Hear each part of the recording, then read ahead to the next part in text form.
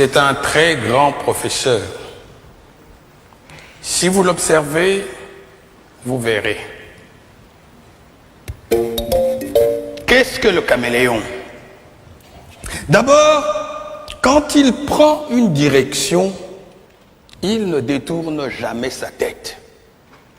Donc, ayez toujours un objectif précis dans votre vie et que rien ne vous détourne de cet objectif.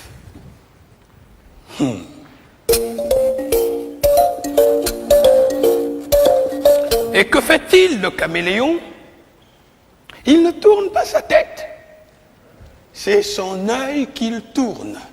Le jour où vous verrez un caméléon, regardez, vous verrez, c'est son œil qu'il tourne. Il regarde en haut, il regarde en bas. Cela veut dire, informez-vous. Ne croyez pas que vous êtes le seul existant de la Terre. Il y a toute l'ambiance autour de vous. Et que fait le caméléon quand il arrive dans un endroit? Il prend la couleur du lieu. Ce n'est pas de l'hypocrisie. C'est d'abord la tolérance et le savoir-vivre. Se heurter les uns les autres n'apporte rien. Jamais on n'a rien construit dans la bagarre. La bagarre détruit. Donc, la mutuelle compréhension est un grand devoir. Il faudrait toujours chercher à comprendre notre prochain.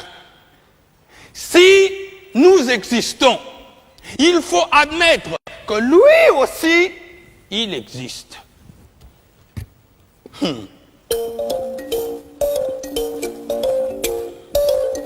Et que fait-il, le caméléon? Quand il lève le pied, il se balance pour savoir si les deux pieds déjà posés ne s'enfoncent pas. C'est après seulement qu'il va déposer les deux autres. Il balance encore, il lève. Cela s'appelle la prudence dans la marche. Sa queue est préhensible. Il l'accroche. Hein?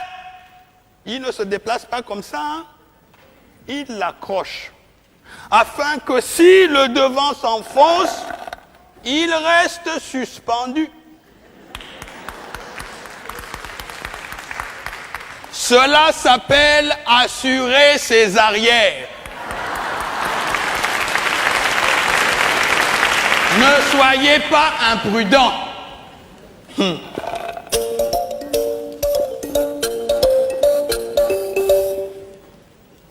Et que fait le caméléon quand il voit une proie?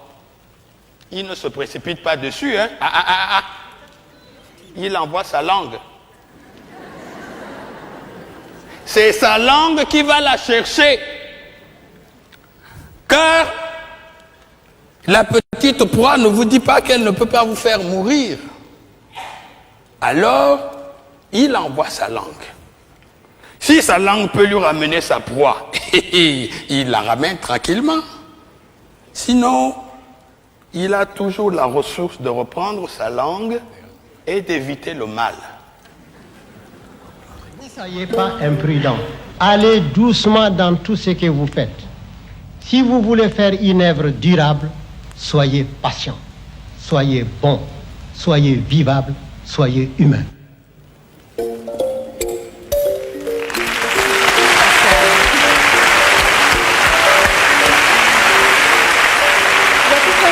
À dire ce texte. Oui. C'est Amadou Ampatéban, par ce texte, en tout cas moi, me fait revivre tout ce que mes parents m'ont dit autour du feu. Et c'est toute la grande philosophie qui doit normalement nous accompagner durant toute notre vie. Et c'est l'école de la parole enseignée sous le baobab. C'est l'école de la parole et c'est l'école de la sagesse et de la philosophie. Et de la philosophie. Et vous vous définissez beaucoup aussi comme un humaniste. Ampatéban le faisait aussi. Exactement. Oui. Comme Hugo. Merci. Merci.